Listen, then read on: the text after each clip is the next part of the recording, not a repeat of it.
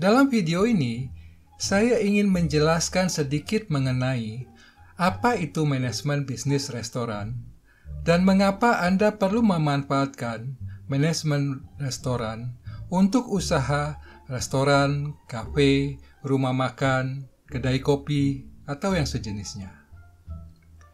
Bukan suatu kemewahan menerapkan manajemen bisnis restoran untuk usaha kecil dan menengah yang Anda miliki. Tidak perlu merasa takut mengikuti prinsip manajemen restoran, karena tanpa Anda sadari, sesungguhnya Anda telah menjalankan prinsip itu.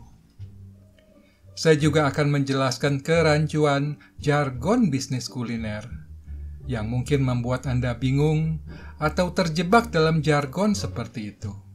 Sementara Anda mengabaikan hal penting yang diperlukan untuk bisnis restoran, kafe, rumah makan, dan kedai kopi Anda.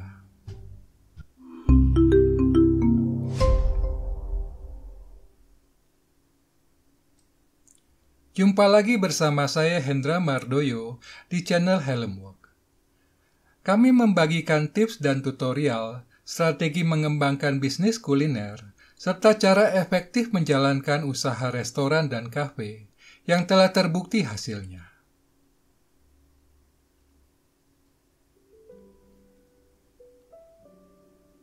Kami menerima komentar dari Kang Sun di salah satu video. Terima kasih Pak Kang Sun. Saya merasakan kebingungan dan keraguan Pak Kang Sun saat mengajukan pertanyaan itu. Saya bisa saja menjawab dengan sederhana. Tentu bisa, Pak. Tetapi, saya memahami apa yang diharapkan Pak Kang Sun mungkin tidak sesederhana itu. Bukan sekedar menerjemahkan kata restoran dalam bahasa Inggris menjadi rumah makan dan kafe menjadi kedai kopi. Saya sendiri pernah merasakan kejanggalan saat memberikan tagline manajemen bisnis restoran untuk Helm Work. Karena orang lebih memahami jargon bisnis kuliner. Sehingga saya terpaksa menggunakan 2 YouTube hashtag untuk video Helm Work, yaitu manajemen bisnis restoran dan manajemen bisnis kuliner.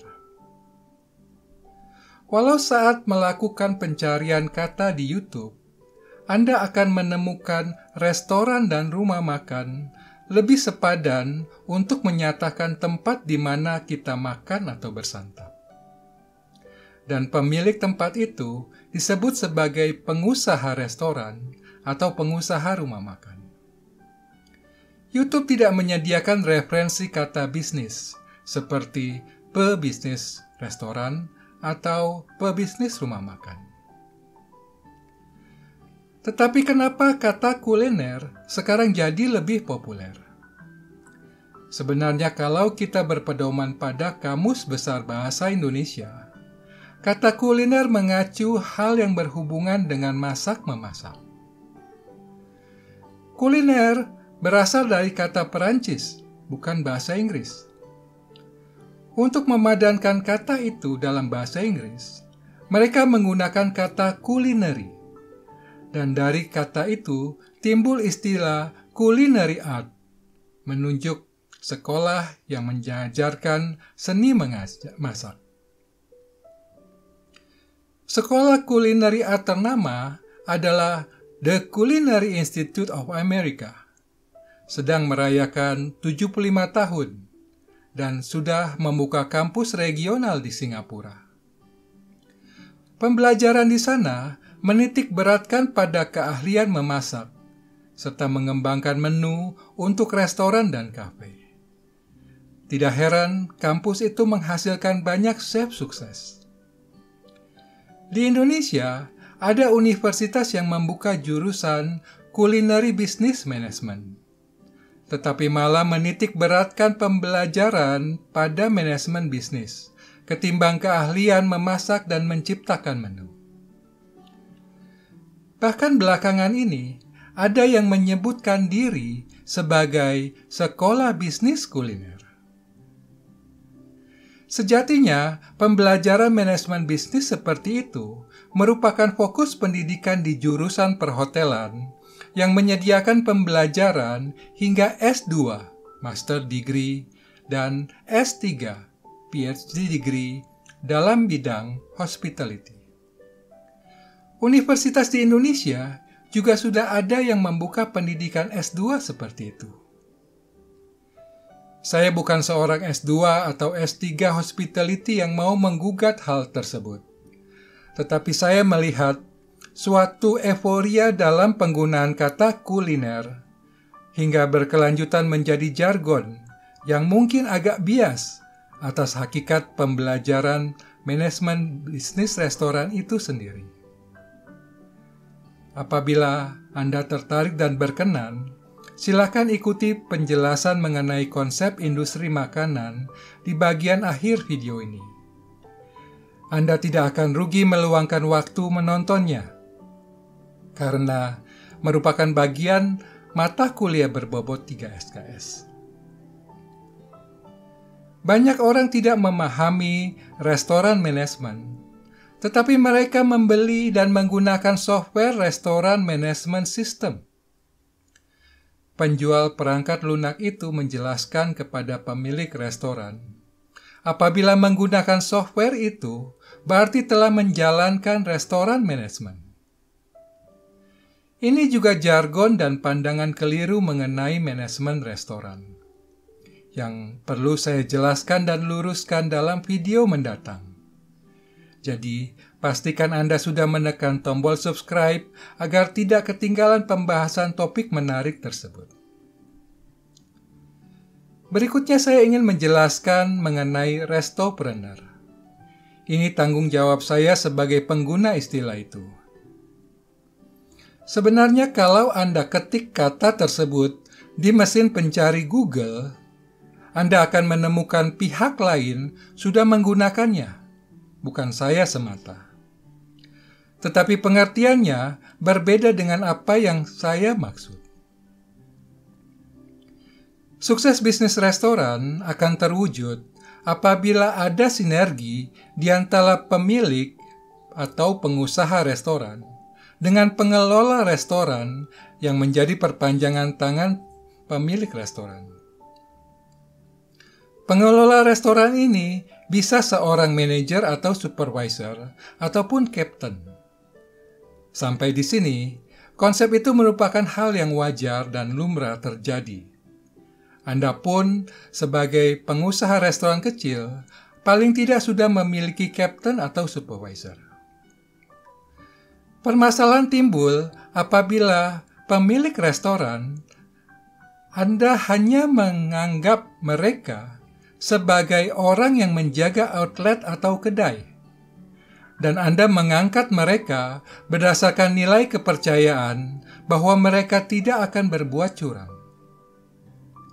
Padahal mereka tidak memiliki kualifikasi dan kemampuan sebagai seorang restopreneur dalam konsep pemikiran saya, karena mereka sesungguhnya adalah mitra bisnis Anda. Bagaimana mungkin Anda bermitra bisnis dengan orang yang tidak memahami apa itu bisnis dan bagaimana cara mengelola bisnis? Apakah Anda yakin restoran dan perusahaan Anda akan maju dan berkembang di tangan orang seperti itu? Anda dapat menonton video ini yang menjelaskan konsep sinergi restopreneur dan mengenal konsep restopreneur secara lebih mendalam.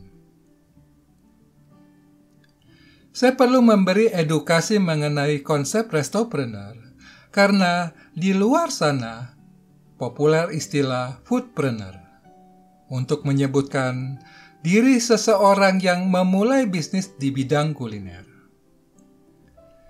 Sekali lagi, saya tidak mau membantah paradigma itu karena jargon kuliner melekat begitu kuat. Saya hanya ingin menyatakan bahwa seorang pengusaha restoran sejati dikenal dengan sebutan istilah restorateur. Saya tidak ingin menjelaskan istilah restorateur di sini, tetapi saya ingin memberi Anda pencerahan agar dapat memahami dan membedakan semua jargon itu. Inilah dua kutub pemikiran dan pemahaman yang membentuk paradigma yang berkembang sekarang. Harlem Work menempatkan diri sebagai horizon dengan cakrawala yang luas. Seiring pengalaman dan wawasan kami selama lebih dari 2 dekade di bisnis restoran. Saya akan jelaskan satu persatu agar Anda dapat lebih memahaminya. Berbekal latar belakang akademis di bidang perhotelan, kami melihat perkembangan dan permasalahan di bisnis restoran dengan referensi keilmuan dan buku pelajaran. Bukan hanya berdasarkan pengalaman praktis, pergelutan, sukses dan gagal. Kami menerapkan teori yang telah terbukti berhasil dalam praktik bisnis yang sukses. Apabila Anda menonton semua koleksi video Harlem Work, maka Anda dapat merasakan kehadiran konteks itu dalam setiap konten kami. Walau kami secara pribadi tidak memiliki bisnis restoran, bukan berarti kami tidak memiliki jiwa kewirausahaan.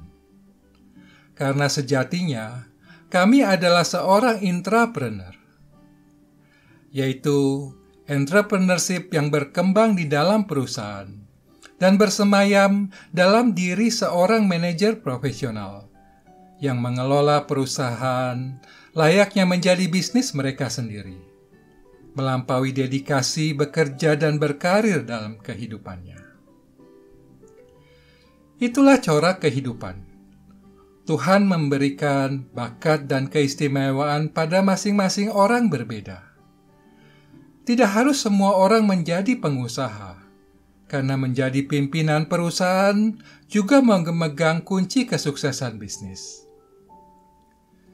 Seperti pasangan suami istri, seorang entrepreneur pun memerlukan mendamping seorang intrapreneur untuk bergumul bersama dan melahirkan bisnis yang sukses. Justru dengan wadah Harlem Work, inilah kami ingin mewariskan semua pengetahuan dan pengalaman yang kami serap selama lebih dari 2 dekade kepada Anda, subscriber, dan penonton setia channel Harlem Work. Dengan harapan bisa membawa dampak positif baik untuk Anda pengusaha restoran dan kafe, maupun Anda manajer serta supervisor restoran dan kafe. Sinergi di antara pemilik usaha dan pemimpin perusahaan diperlukan untuk mewujudkan sukses bisnis restoran dan kafe. Karena sebagai pemilik usaha, Anda sebaiknya fokus perihal strategis, bagaimana melihat dan merumuskan kebijakan pengembangan usaha dan persaingan. Sementara untuk urusan manajerial dan operasional perusahaan, dapat Anda serahkan kepada seorang general manager yang akan mengelola dan mengendalikan permasalahan bisnis keseharian. Kami di Harlem Work telah menerapkan konsep sinergi tersebut di beberapa perusahaan besar restoran ternama dan menunjukkan hasil optimal. Sekarang, waktunya Anda untuk mempelajari dan menerapkan hal tersebut. Seperti Pameo berkata, 2 kepala dan 2 tangan dengan 1 hati pasti akan lebih baik hasilnya.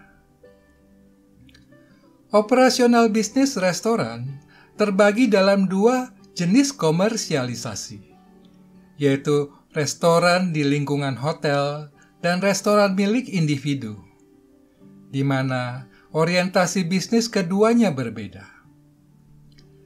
Contoh, The Cafe, salah satu outlet dining di Hotel Mulia, berbanding dengan The Kitchenette, salah satu brand milik grup restoran Ismaya. Restoran milik individu mesti sepenuhnya efisien dan menguntungkan, karena tidak ada subsidi biaya yang ditanggung seperti dalam restoran hotel. Perbedaan gaya kepemimpinan tercermin pada manajer restoran individu.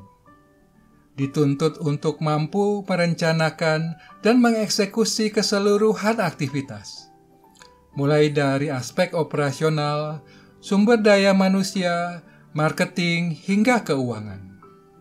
Dibanding manajer restoran hotel yang bergantung pada departemen terkait di hotel tersebut. Itulah pertimbangan waktu saya memilih terjun menjadi manajemen trainee di salah satu restoran fast food. Karena sebagai manajer restoran, mesti menguasai dan melakukan semua hal tersebut secara mandiri untuk outlet sendiri. Sehingga sudah terbiasa saat kelak menjadi seorang general manager.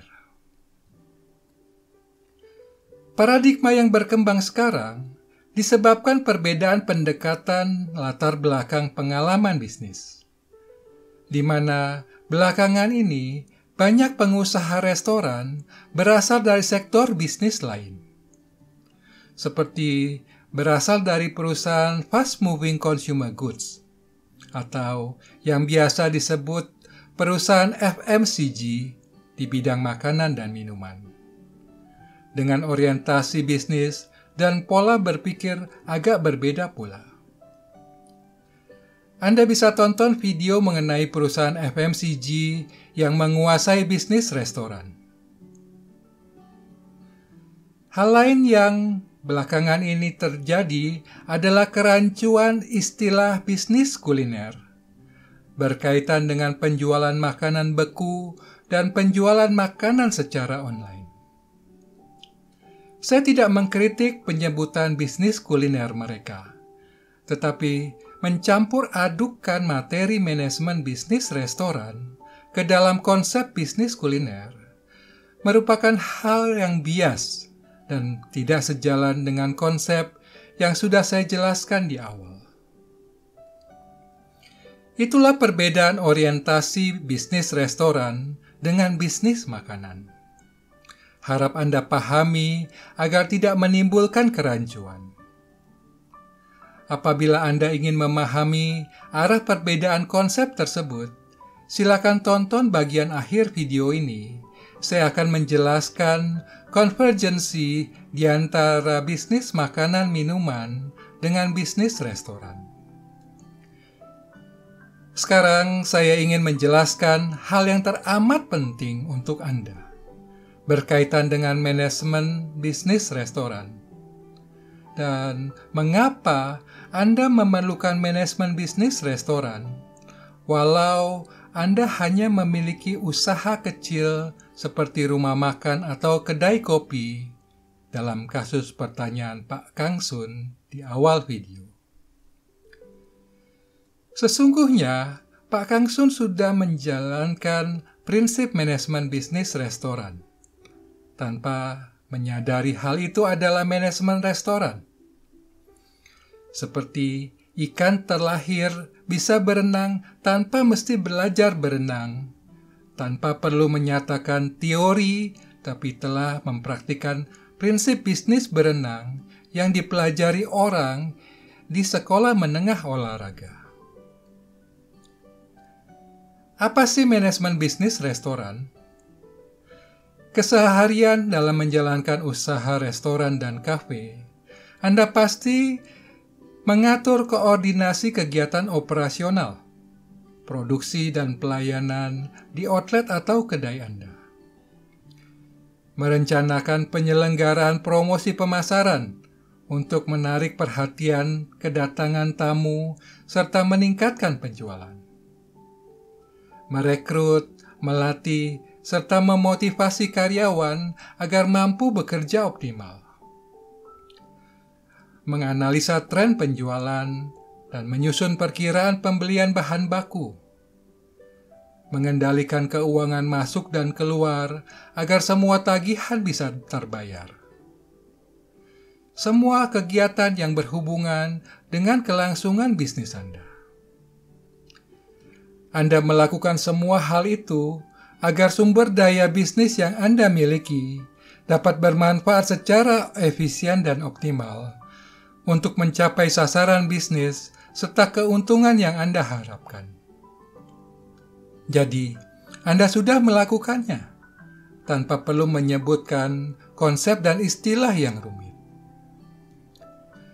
Walau Anda sudah mempraktikkan secara otodidak, sebaiknya Anda mempelajarinya secara konseptual yang terstruktur, agar Anda dapat lebih memahami serta mendayagunakan secara optimal, sehingga bisa menjadi kekuatan landasan pola berpikir Anda dalam berbisnis dan dalam melakukan terobosan kompetitif di bisnis restoran dan kafe. Mengapa perusahaan besar menerapkan manajemen bisnis restoran? Perusahaan besar skala industri yang memiliki berbagai konsep restoran dan memiliki banyak outlet yang tersebar di berbagai kota di Indonesia. Mereka menjalankan bisnis secara efisien menggunakan manajemen bisnis restoran dalam mengelola semua lini operasional yang kompleks. Karena pemborosan Rp100 per satuan barang dapat berdampak hingga ratusan juta rupiah per bulan, sebanding jumlah unit yang mereka hasilkan. Sebaliknya, uang ratusan juta juga dapat mereka simpan apabila bisa menemukan cara menghematnya. Setiap aktivitas perusahaan merupakan tantangan dan peluang bagi mereka.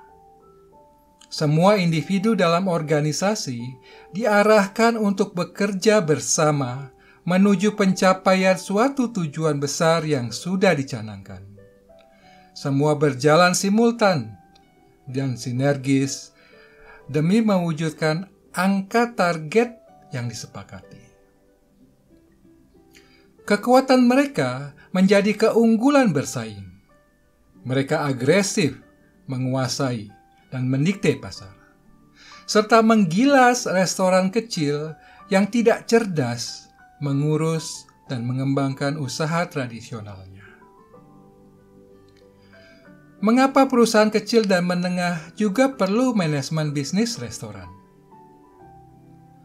Perusahaan skala besar itu pernah mengalami masa tumpang tindih sistem manajemen mengikuti perkembangan ekspansi bisnis. Mereka mesti melakukan penataan ulang setiap penambahan 5 hingga 10 outlet, atau saat roda bisnis mereka terasa berat akibat syarat permasalahan dan kerugian. Sebagai pengusaha restoran skala kecil dan menengah, Anda justru dapat menata sistem manajemen perusahaan Anda lebih baik dari awal, dengan mempersiapkan infrastruktur yang diperlukan untuk mengantisipasi ekspansi perkembangan bisnis Anda. Rencana strategis pengembangan bisnis Anda merupakan model dan kerangka bekerja dalam menata dan membenahi proses bisnis apa saja yang terkait kegiatan operasional, human resource, marketing, finansial di perusahaan Anda. Mulailah persiapkan dan tata manajemen bisnis restoran dan kafe Anda sebagai prioritas rencana kerja tahun ini. Anda akan merasakan produktivitas dan efisiensi yang berbeda dibanding aktivitas serabutan yang selama ini berjalan di perusahaan Anda. Sekarang, mari kita pelajari konsep industri makanan. Makanan yang tersaji di piring makan Anda adalah hasil proses 2 mata rantai, yaitu penyedia pabrikasi makanan dan penyedia jasa pemasakan bahan makanan. Contoh, kentang goreng. Terdiri dari mata rantai yang memproduksi kentang, mulai dari proses tanam hingga siap dijual di pasar. Disebut sebagai manufaktur makanan. Dan rantai yang memasak kentang itu, entah di restoran atau fasilitas tempat makan lain, disebut sebagai penyedia makanan. Rantai manufaktur makanan bermula dari hasil bumi, yaitu pertanian, peternakan, dan perikanan, yang merupakan varietas unggul hasil pengembangan riset dan teknologi dalam menciptakan produk berkualitas terbaik dalam waktu panen yang optimal. Didukung dengan bibit unggul dan pakan serta pestisida yang aman agar dapat dipanen secara intensif. Menggunakan permesinan supaya hasil panen dapat diproses sempurna. Kemudian dikirim ke pabrik untuk proses pengolahan dan pengemasan ataupun pembekuan. Hingga akhirnya produk itu diperkenalkan dan dipromosikan agar masyarakat mau membelinya. Saat tersedia di pasar tradisional dan di pasar modern. Sekarang kita lihat fasilitas apa saja yang ada dalam sektor penyedia makanan. Tadi kita sudah bahas mengenai restoran yang berada di hotel dan restoran individual seperti McDonald. Kemudian, catering komersial untuk acara di gedung pertemuan maupun acara pribadi di rumah. Fasilitas penyediaan makan untuk pasien inap di rumah sakit maupun kantin rumah sakit untuk tenaga medis atau pengunjung yang datang. Tempat makanan yang tersedia di sekolah, kampus, maupun perkantoran, baik berupa kantin, pujasera, atau restoran. Dan fasilitas penyediaan makan untuk militer atau pelayanan sosial seperti panti jompo. Dari penjelasan ini, Anda bisa pahami bahwa penerapan manajemen bisnis restoran menjangkau hingga ke bisnis catering dan fasilitas rumah sakit. Ibu Wulandari Harsono, co-founder Helm Works sebagai contoh. Beliau memiliki pengalaman di bidang catering dan rumah sakit. Ini adalah salah satu video beliau. Silakan tonton bagi yang belum sempat. Manajemen bisnis restoran tidak berkaitan sama sekali dengan bisnis makanan beku.